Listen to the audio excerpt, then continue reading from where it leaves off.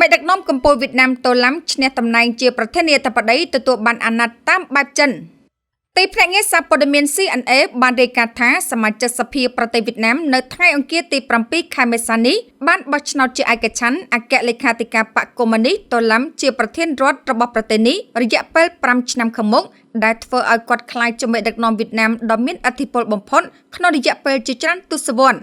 វិធានការដែលរំពឹងទុកយ៉ាងទូលំទូលាយនេះបង្ហាញពីការបំបែកចេញពីប្រព័ន្ធដឹកនាំសមូហភាពប្រពៃណីរបស់វៀតណាមដោយបង្រួបបង្រួមសិទ្ធិអំណាចក្នុងទូរលេខមួយតាមរបៀបដែលអ្នកវិភាគបាននិយាយថាអាចធ្វើឲ្យរដ្ឋឯកបកឆ្ពោះទៅរកលទ្ធិផ្ដាច់ការខ្លាំងជាងទន្ទឹមនឹងនោះក៏អនុញ្ញាតឲ្យមានការសម្រេចចិត្តលឿនជាងមុនស្រដៀងទៅនឹងប្រទេសចិនជិតខាងរបស់ខ្លួនសភាបាននិយាយនៅលើគេហទំព័ររបស់ខ្លួនថាតំណាងរាស្ត្រទាំង495រូបដែលមានវត្តមាននៅក្នុងសម័យប្រជុំរដ្ឋសភាកាលពីថ្ងៃអង្គារបានយល់ព្រមលើការតែងតាំងរបស់បកកុម្មុយនីសខណៈដែលសមាជិកសភាចំនួន5នាក់បានអវត្តមានក្រមមន្ត្រីបាននិយាយថាការតែងតាំងសម្រាប់តំណែងមេដឹកនាំកម្ពុជារបស់រដ្ឋត្រូវបានបញ្ចប់នៅក្នុងកិច្ចប្រជុំមួយកាលពីចុងខែមីនា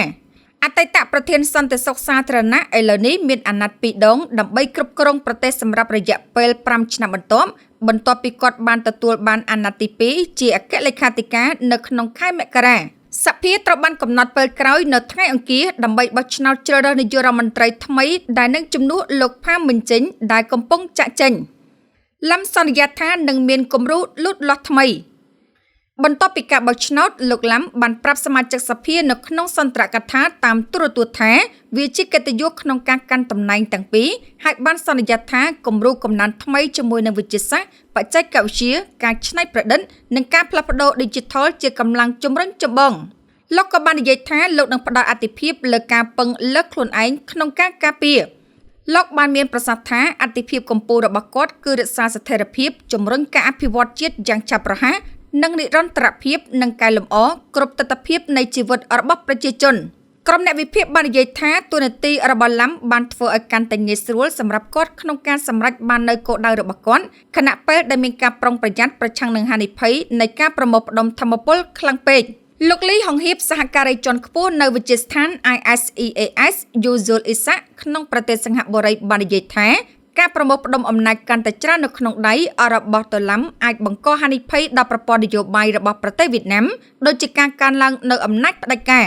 ទោះជាយ៉ាងណាក៏ដោយការបង្រួបបង្រួមបែបនេះអាចឲ្យវៀតណាមបង្កើតនិងអនុវត្តគោលនយោបាយកាន់តែលឿននិងមានប្រសិទ្ធភាពដែលគ្រប់គ្រងដល់កំណើនលោក Alexander Woving នៃមជ្ឈមណ្ឌលសិក្សាសន្តិសុខអាស៊ីប៉ាស៊ីហ្វិកនៅសហរដ្ឋអាមេរិកបាននិយាយថាការរួមបញ្ចូលគ្នានៃតួនាទីទាំងពីរនឹងផ្លាស់ប្ដូរនយោបាយក្នុងស្រុករបស់វៀតណាមទៅរកភាពធម្មតាថ្មីមួយដែលភាគច្រើននៃការសន្មត់ចាស់អំពីនយោបាយរបស់វៀតណាមរួមទាំងការដឹកនាំសមូហភាពលែងមានសុពលភាពលោកឡាំបានកាន់តំណែង2ក្នុងរយៈពេល2-3ខែបន្ទាប់ពីការស្លាប់នៅក្នុងឆ្នាំ2024នៃអតីតលេខាធិការបកងវៀនភូត្រុង